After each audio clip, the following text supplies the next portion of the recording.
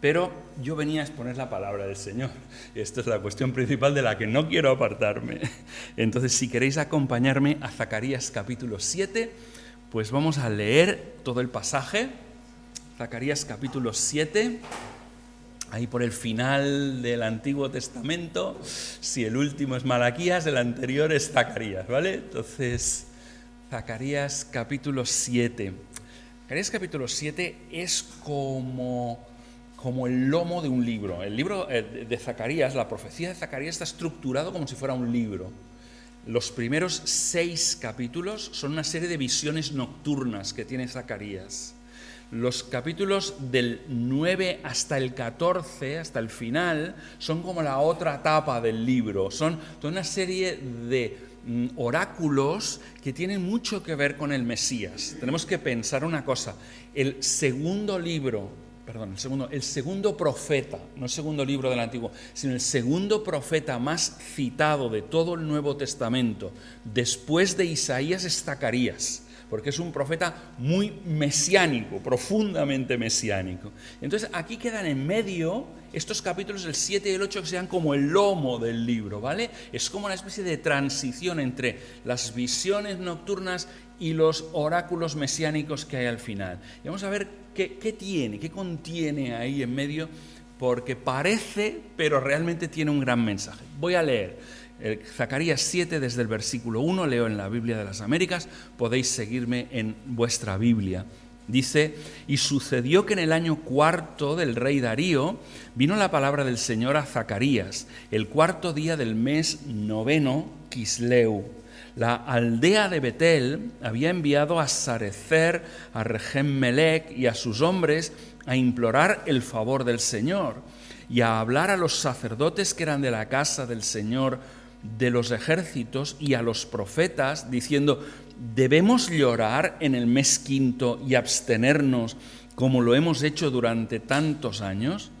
Entonces vino a mí la palabra del Señor de los ejércitos diciendo: habla a todo el pueblo de la tierra y a los sacerdotes y di: cuando ayunabais y os lamentabais en el 5º y en el 7º mes durante estos 70 años, ¿ayunabais en verdad por mí? Y cuando coméis y bebéis, ¿no coméis y bebéis para vosotros mismos? ¿No son estas las palabras que el Señor proclamó por medio de los antiguos profetas, cuando Jerusalén estaba habitada y próspera, con sus ciudades alrededor, y el Negueb y la tierra baja estaban habitados? Entonces vino la palabra del Señor a Zacarías diciendo: así ha dicho el Señor de los ejércitos, juicio verdadero juzgad, y misericordia y compasión practicad cada uno con su hermano. No oprimáis a la viuda, al huérfano, al extranjero, ni al pobre, ni traméis el mal en vuestros corazones unos contra otros. Pero ellos rehusaron escuchar y volvieron la espalda rebelde y se taparon los oídos para no oír y endurecieron sus corazones como el diamante para no oír la ley ni las palabras que el Señor de los ejércitos había enviado por su espíritu, por medio de los antiguos profetas. Vino, pues, gran enojo de parte del Señor de los ejércitos, y sucedió que como yo había clamado y ellos no habían querido escuchar, así ellos clamaron y yo no quise escuchar, dice el Señor de los ejércitos, sino que los dispersé en torbellino entre todas las naciones que no conocían, y la tierra fue desolada tras ellos, sin que nadie fuera ni viniera. Convirtieron la tierra deseable en desolación. ¿Vale? Esto es la palabra del Señor. Vamos a comentarla. Los países ricos tenemos enfermedades de países ricos. Tenemos enfermedades propias. Y una de ellas, que afecta a una parte importante de la población, es la que se llama la arterioesclerosis. Es una enfermedad que consiste en el endurecimiento de las paredes de las grandes venas y de las arterias. En los peores de los casos llega a obstruirse la vena, llega a obstruirse la arteria y corta la circulación de la sangre, provoca accidentes vasculares, provoca infartos, etc. Digo que es una enfermedad de los países ricos y no de los países pobres, porque se produce por cosas que ellos no tienen y nosotros sí. Nosotros tenemos, por ejemplo, alimentación demasiado grasa. Y entonces esto nos crea problemas. Nosotros tenemos sedentarismo. Nosotros tenemos estrés. Estas tres son las causas más importantes. Estrés, sedentarismo y alimentación demasiado grasa son las causas de la arterioesclerosis. Esto no es una charla acerca de medicina. Si fuera, yo tampoco podría darla porque soy de derecho, o sea que no tengo mucha idea de medicina. Pero lo que sí quiero deciros es que a veces se producen enfermedades propias de la Iglesia occidental. Nuestra manera de ser cristianos genera una serie de enfermedades y genera especie de esclerosis, que en nuestro caso es una esclerosis espiritual. Es un endurecimiento ya no de las paredes, de las venas y de las arterias, sino un endurecimiento de nuestro corazón, un endurecimiento de las arterias espirituales. Y Zacarías lo que hace en este capítulo es describir cómo esto ya estaba afectando en su tiempo al pueblo de Israel, que había retornado de lo que era el exilio en el que habían estado 70 años en Babilonia, ¿vale? Entonces ellos habían vuelto, pero a este pueblo que había vuelto comenzaba a estarle afectando el endurecimiento del corazón. Y es algo que cíclicamente la Iglesia también va pasando. Y que nuestro modelo de ser cristianos en el mundo occidental, un lugar en el que vivimos con alimentación grasa, vivimos con estrés, vivimos también con sedentarismo espiritual, pues nos puede estar afectando en este momento. Podemos estar teniendo embotamiento de los sentidos espirituales, podemos estar teniendo insensibilización a la sociedad de nuestro alrededor. Y lo preocupante no es que esto le ocurra, que la insensibilidad espiritual le ocurra a la sociedad del exterior. El problema es que nos ocurra a nosotros los creyentes, porque nosotros los creyentes estamos aquí para despertar a la sociedad a nuestro alrededor. Estamos para sacudir a la sociedad y decirle: despertad espiritualmente. Pero cuando nosotros somos los afectados por el endurecimiento de nuestro corazón, perdemos la capacidad de despertar a la sociedad que hay a nuestro alrededor. Nuestros tiempos en algo se parecen a los tiempos de Zacarías. Hay como una especie de doble situación, ¿vale? Por un lado, el Israel de aquel tiempo era una pequeña minoría, eran muy poquitos. Mira, de todos los que habían salido en aquel tiempo, de todos los que el Señor había expulsado de la tierra y los había llevado hasta Babilonia, solo un grupito muy pequeño regresaron. Algunos dicen sobre 50.000, sobre 55.000 es el grupo de los que regresaron. Los otros se habían quedado ahí. Ellos eran un pueblo muy pequeño. Para entender lo que era Israel en este tiempo, era una provincia del imperio. Eran tan pequeños que cualquier cosa podía aplastarles. Eran un pueblo muy pequeño con muy poco poder militar, rodeados de grandes imperios alrededor. Para que os hagáis una idea de lo que era en aquel tiempo, ¿podéis pensar en Andorra? ¿Podéis pensar en Andorra? ¿Andorra qué tiene? Dos grandes países alrededor, ¿no? Francia arriba, España abajo. Pues ahora pensad que España y Francia fueran rivales de Andorra. Lo tendría un poco complicado, ¿no? Andorra ahí en medio tan pequeñito, con nada de ejército, con dos grandes países. Esto era un poquito la situación de aquel país. O sea que de alguna manera ellos podían sentirse intimidados por la situación. Pero por otra parte, ellos se sentían como la crème de la crème. Se sentían como los privilegiados. Se sentían como aquellos que nosotros somos de los buenos, de todos los que se llevaron de todos los que se llevaron a Babilonia, solo nosotros hemos vuelto. Los demás se han asimilado, se han convertido en unos babilonios más. Ya no hay ninguna distinción con ellos. Solo nosotros mantenemos la distinción, nosotros que hemos vuelto. ¿No nos puede dar esto a veces una pista de cómo nos podemos sentir nosotros? Qué pocos somos los cristianos en esta sociedad. Y si ya no hablamos de los cristianos, decimos, no, los cristianos evangélicos en esta sociedad. Qué pocos somos los cristianos evangélicos en esta sociedad, ¿no? Parece que la sociedad nos puede aplastar en cualquier momento. Pero nosotros somos los buenos de esta sociedad. Nosotros somos la capa espiritual buena, chula de la sociedad. Somos, en fin, los creyentes, el pueblo de Dios. Un poco se parece a la situación de aquel tiempo. ¿Qué le estaba diciendo Dios a este pueblo que tenía esas dos cosas? Muy pequeño, pero se sentían como muy importantes. Zacarías lo que hace es fijarse en un detalle mínimo. El detalle mínimo es que los habitantes de una aldea, Betel, vienen a Jerusalén a preguntar. Y la pregunta es una pregunta inocente, una pregunta, oye, hemos estado ayunando 70 años, ¿vale? Tenemos que seguir, ahora que hemos vuelto, tenemos que seguir ayunando en este día de hoy, o ya que la situación que produjo esos ayunos ha desaparecido, tenemos nosotros que seguir ayunando en este momento.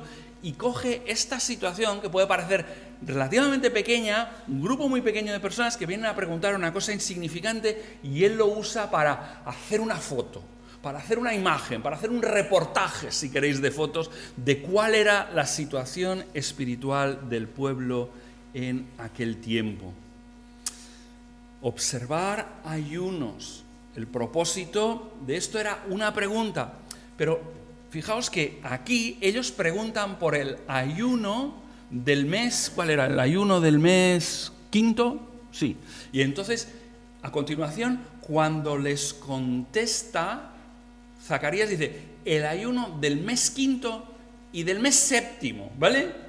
Y luego, si pudierais leer el capítulo 8 y el versículo 19, se mencionan dos ayunos más. El del mes cuarto y el del mes décimo se anuncian. O sea que había no un ayuno, había 4 ayunos que estaban practicando.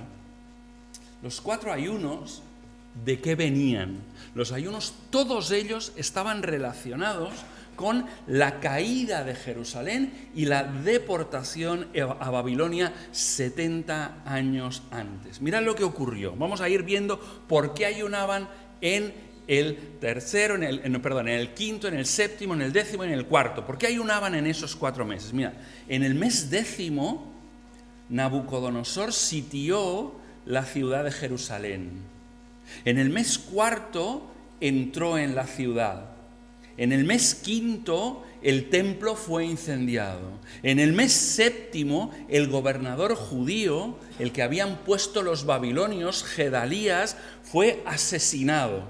Y el resto del pueblo que quedaba en Jerusalén tuvo que huir. Se marcharon la mayoría a Egipto. Durante 70 años habían practicado estos ayunos, pero ahora el pueblo ya había regresado.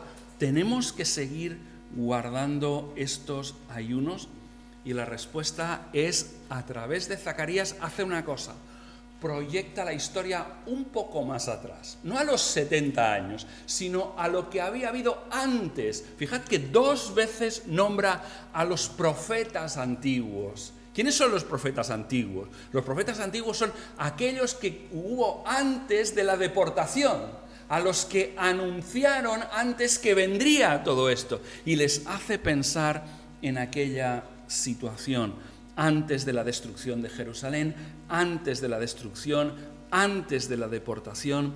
El versículo central de este texto, el versículo que nos va, sobre el que va a girar todo el texto, es el versículo 12. Y endurecieron sus corazones. Si queréis saber la respuesta a seguir ayunando o no, pensad lo que les pasó a ellos, pensad en todas las advertencias, pensad en cómo no escucharon las advertencias, y endurecieron sus corazones. Esclerosis espiritual, El problema de la esclerosis espiritual puede ser hereditario. Puede aparecer en la generación de antes de la deportación y puede aparecer en la generación de después. Puede aparecer en nuestra generación. Puede aparecer entre nosotros en el día de hoy. Es un problema tan grave que puede ser el problema central de nuestra generación en el mundo occidental. ¿Qué enseña la Biblia sobre esto? Vamos a ir pasando. En primer lugar, el peligro era sobre todo la religiosidad. Seguir manteniendo los ayunos, pero con un corazón que no es sensible al Señor. Seguir manteniendo las formas exteriores, pero el corazón está muy lejos del Señor. La religiosidad exterior es uno de los mayores riesgos que enfrentamos como pueblo de Dios. Religiosidad exterior. El remanente de los judíos, los que habían sido deportados a Babilonia y que ahora habían vuelto, habían sido tremendamente rigurosos en guardar estos ayunos. Cada mes quinto, cada mes séptimo, cada mes décimo, cada mes cuarto, practicaban los ayunos. Pero ¿sabéis? Se puede hacer el gesto exterior sin que nuestro corazón en el interior esté involucrado en ello. ¿Podemos mantener rituales exteriores? Sí, los evangélicos tenemos rituales. ¿Podemos mantener liturgias? Sí, los evangélicos tenemos liturgias. Aunque nos parece que no, sí que las tenemos. Y podemos mantenerlas con corazón o sin corazón, con nuestro corazón involucrado en ellos o con nuestro corazón no involucrado en ellos.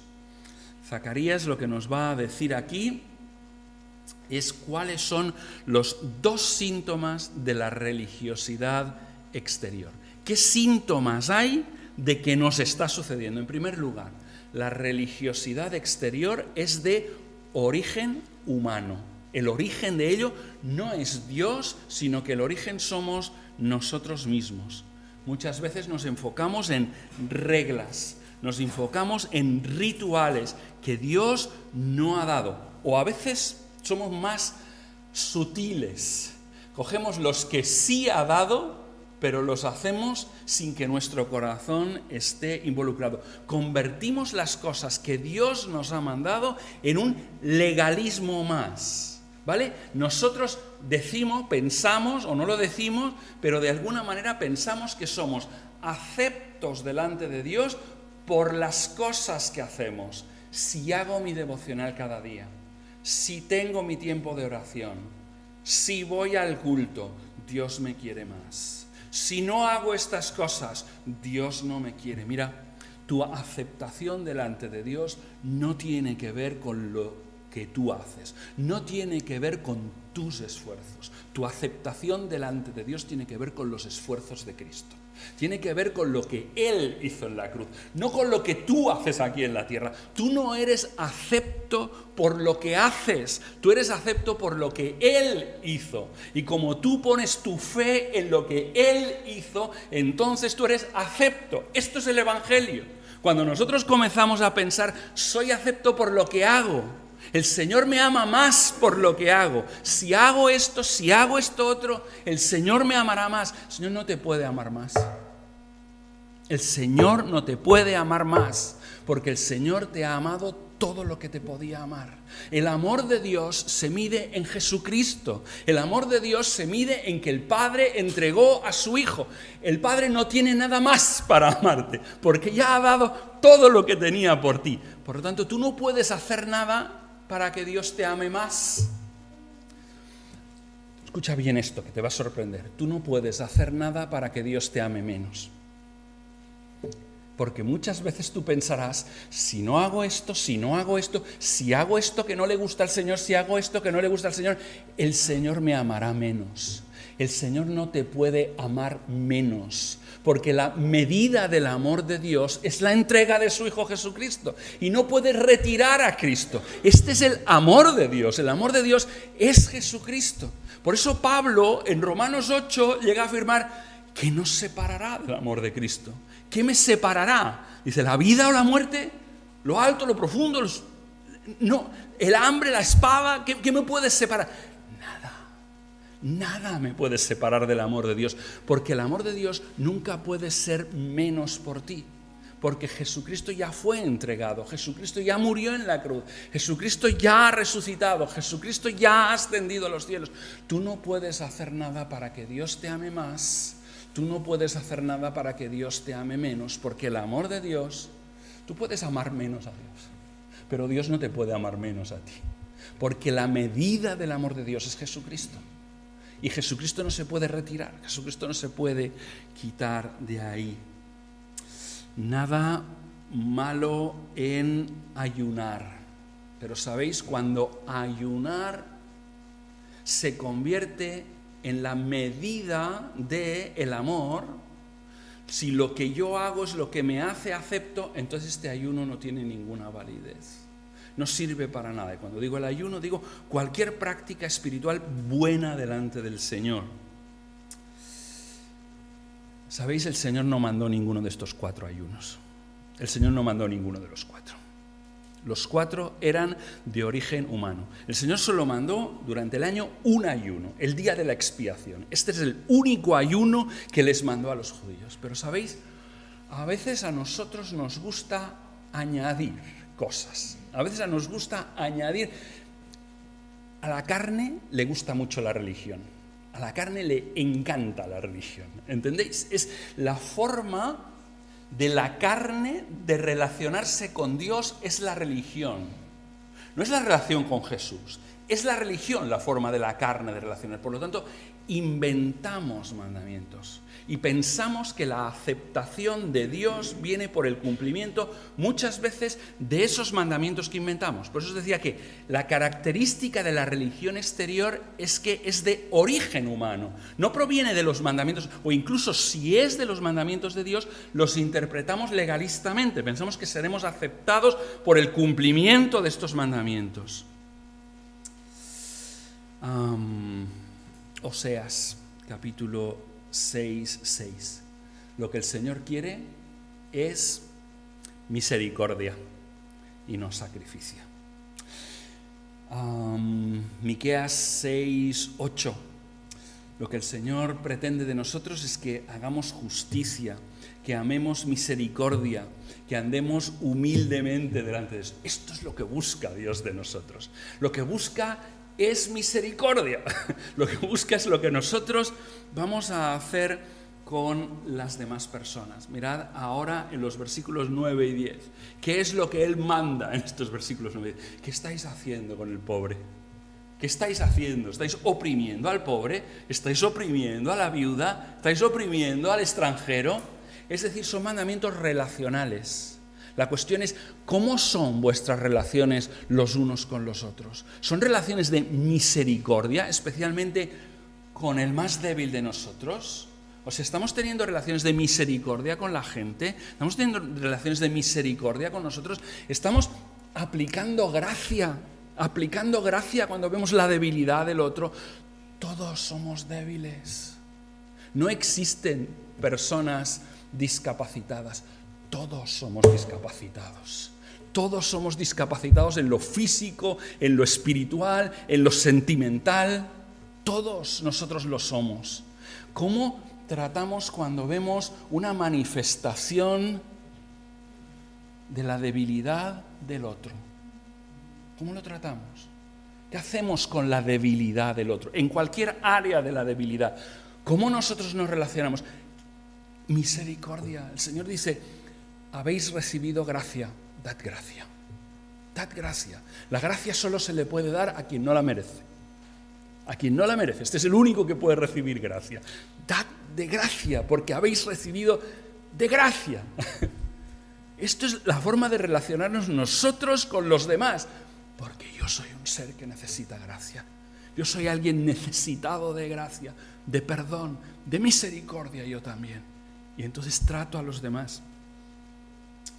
¿Cuántas iglesias, cuántas personas están enganchadas a reglas humanas que Dios nunca ha mandado? ¿Cuánto nos gusta hacer reglas humanas? Leyes nuevas que ellos han inventado, que han asumido como la esencia de la santidad, de la voluntad de Dios, y ahora miden a todo el resto de personas por estas leyes que ellos han inventado. Beber o no beber vino, vestir o no vestir determinadas prendas, hacerse un tatu o no hacerse un tatu, el orden en los cultos.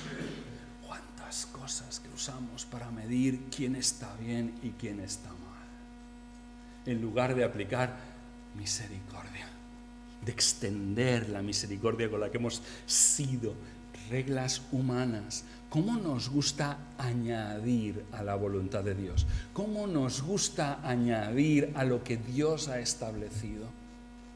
Incluso nosotros no nos relacionamos con Dios a través de lo establecido, sino a través de la relación personal, de la intimidad con Dios. Decía, creo que era Lutero, el que decía, no hay nada más impío que la religión centrada en uno mismo.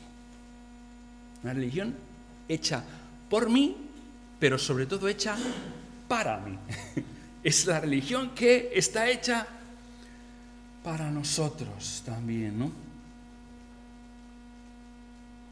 Juzgar a los demás por las apariencias, listas de lo que hace un cristiano carnal o espiritual, listas que nunca están en la Biblia, sino que ellos mismos fabricaron.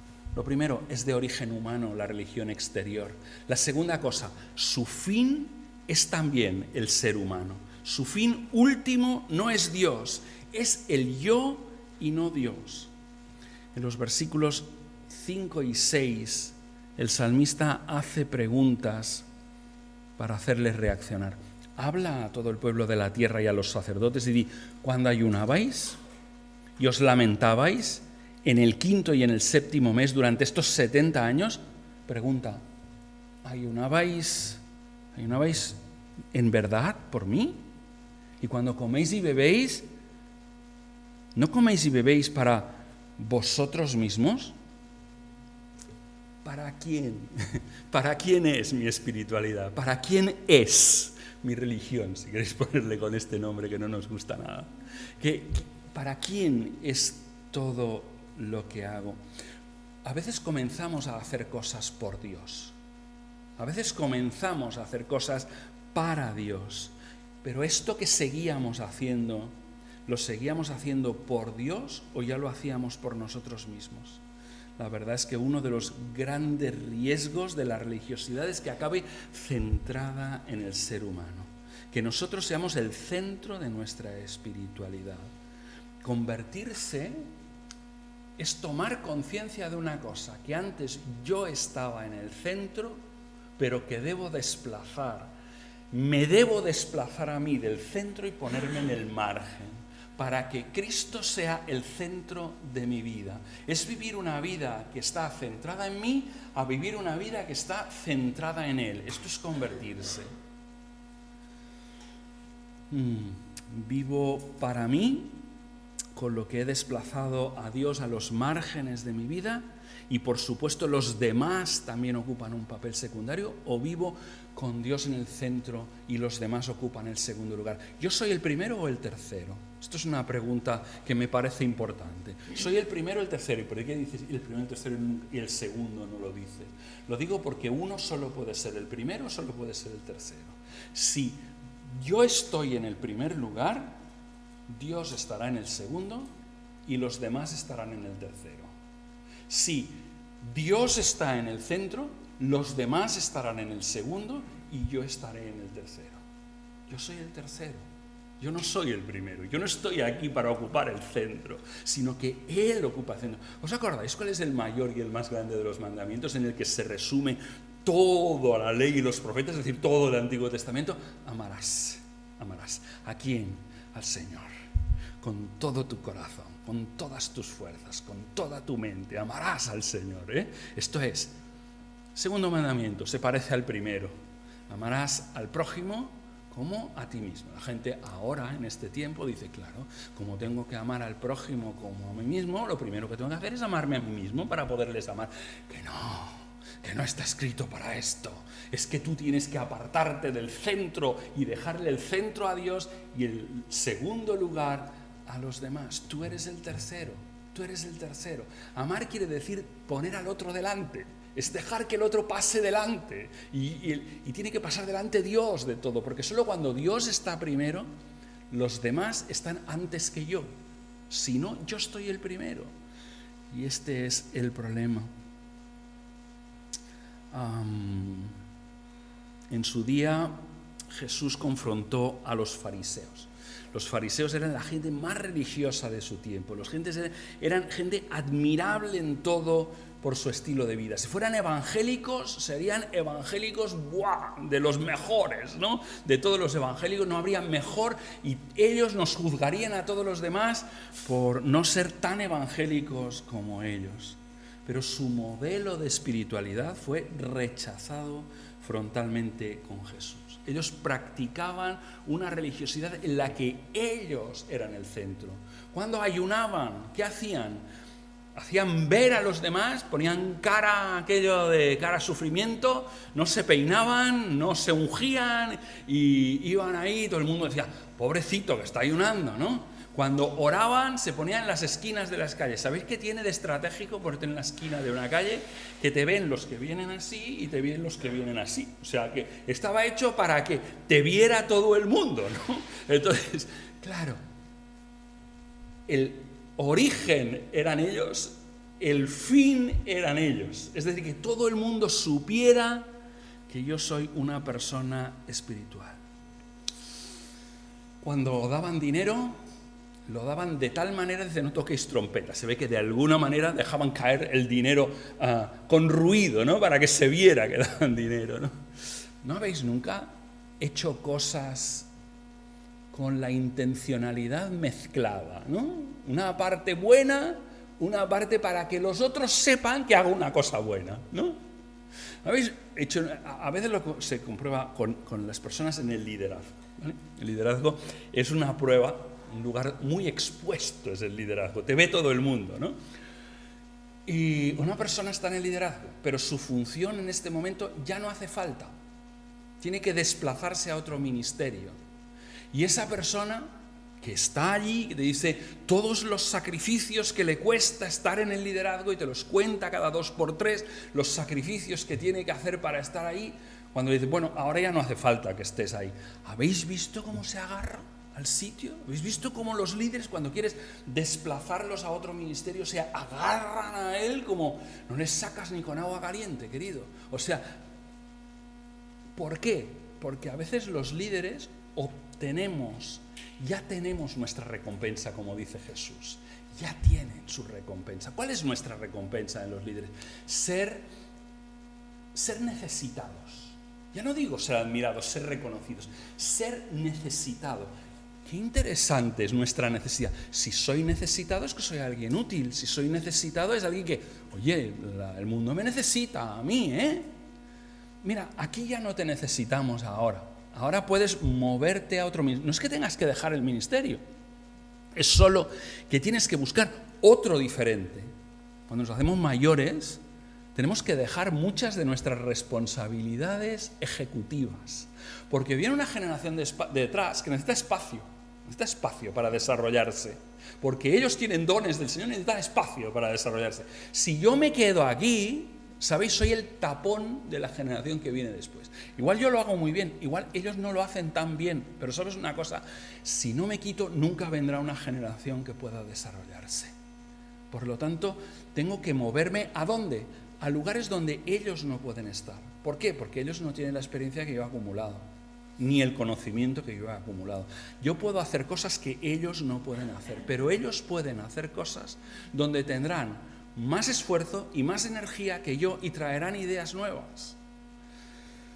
Qué difícil que la religión no esté centrada en mí mismo, en mis necesidades, en mi necesidad de aprecio, en mi necesidad de reconocimiento. ¿Entendéis? Cómo es sutil a veces, porque yo puedo tener en mi corazón el servir al Señor también, pero es sutil, hay una doble intención ahí detrás que a veces tenemos que saber reconocer. Vale, hemos visto la religiosidad exterior que se manifiesta en estas dos cuestiones, que es de origen humano y que el objetivo final es humano. Una segunda cosa, más breve, ¿vale? La religiosidad exterior te lleva a la esclerosis espiritual. Tu corazón, si practicas la religiosidad exterior sin haber esa relación con Jesucristo, tu corazón se endurecerá. Y hay una serie de síntomas que se describen en los versículos del 11 al 14. Y lo que quiere hacer el Señor en esta segunda parte del capítulo, a partir del versículo 8, está esa segunda parte del capítulo, es mostrarles lo que les sucedió a la generación de antes de la deportación. En aquel momento están experimentando el mismo riesgo que aquella generación del pueblo de Dios. El riesgo que enfrentamos el pueblo de Dios a lo largo de la historia es seguir la práctica religiosa, seguir celebrando reuniones, todas las ceremonias, todas las liturgias, pero haber perdido la razón y el objetivo. Adorar a Dios, pero sin Dios en mi vida. Adorar a Dios, pero sin que Él esté ocupando el centro. Siempre me viene a la cabeza un versículo de Apocalipsis, de cuando el Señor habla a las 7 iglesias y habla a la iglesia de la Odisea, en el capítulo 3 y el versículo 20 de Apocalipsis. Ahí anuncia una frase que dice: «He aquí, estoy a la puerta y llamo. Si alguno oye mi voz y abre la puerta, entraré a él y cenaré con él y él conmigo». ¿Sabéis? Muchas veces utilizamos este versículo evangelísticamente y decimos que este versículo es para que el que no ha dejado entrar al Señor en su vida tiene que abrir su corazón y dejarle entrar. Perdonadme, queridos, ¿a qué puerta está llamando Jesús? ¿A qué puerta está llamando Jesús? No es a la puerta de la iglesia de la Odisea, no a la puerta del corazón de nadie, es a la puerta de la iglesia de la Odisea. ¿Qué es lo que le ocurre a la iglesia de la Odisea? ¿Cuándo uno llama a la puerta? Os lo digo, cuando ha sido cerrado fuera, ¿vale? Entonces la iglesia de la Odisea sigue haciendo todas las cosas como siempre, todos los cultos como cada semana, todas las actividades de la obra social como cada semana, todas las actividades evangelísticas. Y si hay un ruido molesto ahí, alguien como si estuviera golpeando la puerta, anda, cállate, ¿entiendes? O sea, el problema es que sigamos haciéndolo todo, pero que hayamos encerrado a Jesús fuera. Y esto es una realidad, un riesgo que por lo menos tenemos que pensar todas las iglesias.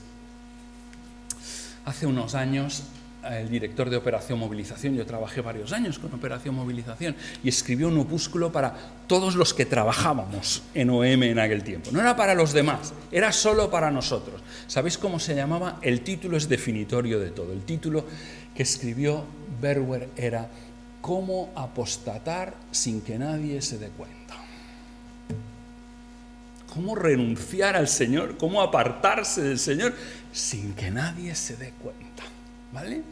Y te hablaba de esto, de mantenerlo todo, de mantener toda la religiosidad exterior, de mantener todos los símbolos exteriores, pero que tu corazón ya no esté ahí adentro. ¿Qué signos mantenían ellos de endurecimiento? Mirad, versículo 11 dice: ellos rehusaron escuchar. Ellos no quisieron escuchar. Dios había enviado un profeta tras otro, que les hablaban de parte de Dios, que les decían que estaban desarrollando una enfermedad espiritual, pero el pueblo de Dios ignoró esos mensajes.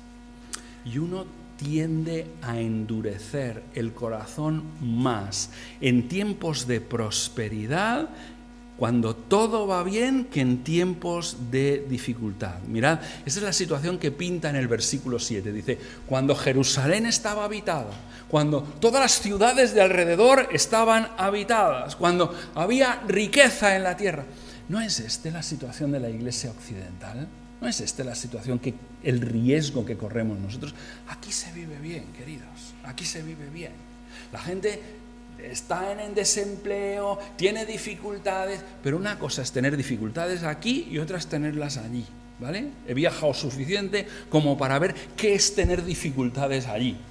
Aquí tener dificultades es: no puedo pagar la cuota de internet, ¿Entendéis? O sea, tenemos problemas del primer mundo aquí, pero hay gente que no tiene problemas del primer mundo, que es que la dificultad es no saber si hoy va a comer. Esto es la situación en mucha gente en nuestro mundo. Problemas del primer mundo. Y esto puede hacer esta comodidad en la que vivimos que endurezcamos nuestro corazón.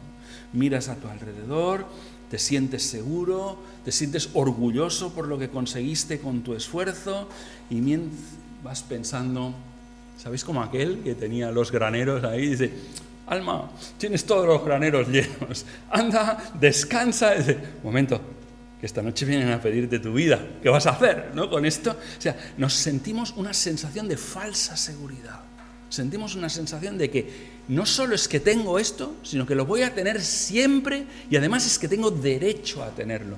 La publicidad nos dice esto, tienes derecho, te lo mereces, o sea, no te mereces nada. No nos merecemos nada. Todo lo que tenemos es gracia, pura gracia. Cada cosa que tenemos es por lo que Él nos lo ha dado. Y no es seguro que continuemos así. Puede ser que se pierda de un momento a otro, puede perderse. La segunda cosa, no solo es que no escucharon, sino es que rehusaron someterse a la autoridad. Dice, volvieron la espalda rebelde. Giraron la espalda a Dios. La expresión viene de un buey, ¿sabes? Lo de girar la espalda. Viene de un buey al que quieren colocar el yugo para que are, para que haga el trabajo, y el buey se niega a aceptarlo. A veces es en la teoría, a veces en la práctica, pero sabéis, la gente de nuestra generación no somos muy buenos en aceptar la autoridad. Cuando digo no somos muy buenos en aceptar la autoridad, quiero decir globalmente. No somos muy buenos en aceptar la autoridad de las leyes, no somos muy buenos en aceptar la autoridad de nuestros gobernantes, no somos muy buenos en aceptar la autoridad de la policía, no somos muy buenos en aceptar la autoridad de nuestros pastores. ¿Sabéis que la autoridad de nuestros pastores no es para beneficio de ellos? Es para beneficio nuestro. Sabemos que Dios nos da pastores conforme a su corazón, porque quien necesita pastores conforme al corazón de Dios no son los pastores, somos nosotros. Tenemos dificultad para aceptar la autoridad de la Iglesia. Hoy en día ya no se oye que a alguien se le ponga en disciplina. Y la disciplina es una cuestión no en beneficio de los otros, es en beneficio del que la sufre, la disciplina. Es él quien necesita la disciplina y es él quien tiene que someterse a la disciplina para su bien. ¿Qué pasa hoy en día cuando pones a alguien en disciplina en una iglesia? ¿Queréis que os lo cuente? Se va él de la iglesia. Segundo, se va la familia de él de la iglesia. Tercero, se va a otra iglesia que no respeta la autoridad de la primera iglesia y que terminan poniéndole de diácono o de anciano en la siguiente iglesia. Cuadro que os presento. No tenemos aprecio por la autoridad y en ese mismo sentido no tenemos aprecio por la autoridad de las Escrituras. No tenemos aprecio por la autoridad de Dios. ¿Sabéis? La autoridad de Dios es en tu bien. Es en favor tuyo. Quien necesita los mandamientos de la Escritura no es Dios, eres tú el que necesitas obedecerlo. Es para que vivas mejor, es para que vivas bien, para que vivas la clase de vida que Dios ha diseñado para ti, para que vuelvas a esa situación que Dios quería en tu vida. La ley no es una carga, no es un peso la ley. La ley es una forma de que nosotros sepamos cuál es la mejor manera de vivir. La poca autoridad que le concedemos a las Escrituras. Formalmente afirmamos todos, los que estáis aquí, todos en el día de hoy, si os hacemos un examen, creéis en la Biblia. Todos creéis que es la única fuente de autoridad. Pero sabéis, a veces con nuestra forma de interpretarla, acabamos quitándole autoridad. Todos creemos que el texto de la Biblia es autoridad, pero a veces hacemos interpretaciones bastante curiosas. Basta con que afecte a mí o a mi familia. He visto cambiar el contenido de personas que durante toda la vida habían pensado una misma cosa sobre la Escritura, sobre este pasaje, tocar a su familia y en segundos cambió la interpretación del pasaje de la Escritura. Problema de autoridad. es un problema de no hacerle caso a la Escritura, ¿entendéis? Es de no considerar que la Escritura viene de Dios y que Él tiene autoridad. Tengo que terminar, pero no quisiera dejaros así. Quisiera dejaros con una última parte, que es cuál es la curación, cuál es la medicina para la esclerosis espiritual. Quiero deciros que está en renovar la relación interior con Dios, la prescripción de Dios para esta enfermedad espiritual que tiene que ver mucho con lo exterior, pero también con nuestro interior, es renovar mi relación con el Dios vivo.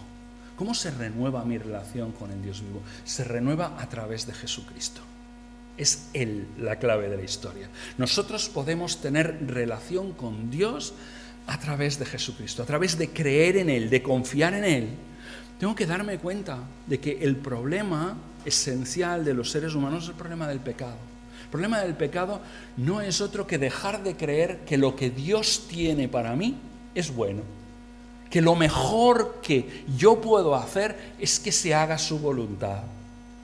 A veces la voluntad de Dios nos parece peligrosa, queridos. A veces pensamos que es mejor que se haga la mía, que yo disfrutaré y que seré más feliz si se hace mi voluntad que si se hace la de Dios. Pero tengo que aprender que no reconocer la autoridad de Dios sobre mi vida es el pecado. No confiar en que lo que Dios tiene para mi vida es mejor, pensar que yo puedo hacer y establecer otros planes para mi vida que no son los del Señor y que me van a hacer más bien que los del Señor. Esto es la esencia del pecado. Esto es la esencia en el jardín del Edén. Sabréis todo lo que Dios sabe, seréis como Dios. Este es el problema, ¿entendéis? Y yo creo que hay una manera mejor de vivir que la manera en la que Dios me propone, ¿entendéis? Esto es el problema del pecado. Y la única solución para el problema del pecado es volver a reconocer a Dios, volver a reconciliarnos con Dios a través de Jesucristo, volver a abrir la puerta, volver a confiar en Dios, volver a confiar en que la provisión de Dios es lo que me puede sanar, es lo que me puede volver a acercar a Dios, porque el pecado produce una cosa, produce separación de Dios, produce que Dios está en un lado y que yo estoy en hostilidad contra Dios. Pero cuando nosotros volvemos a reconocer nuestro pecado, reconocemos que yo no tengo una mejor manera de vivir que la que tiene Dios, que lo que quiere Dios para mi vida es mejor para mí que ninguna otra cosa. Entonces, en este caso, puedo reconciliarme, porque hay sacrificio, porque hay cruz. En la cruz, mi rebelión ha sido perdonada.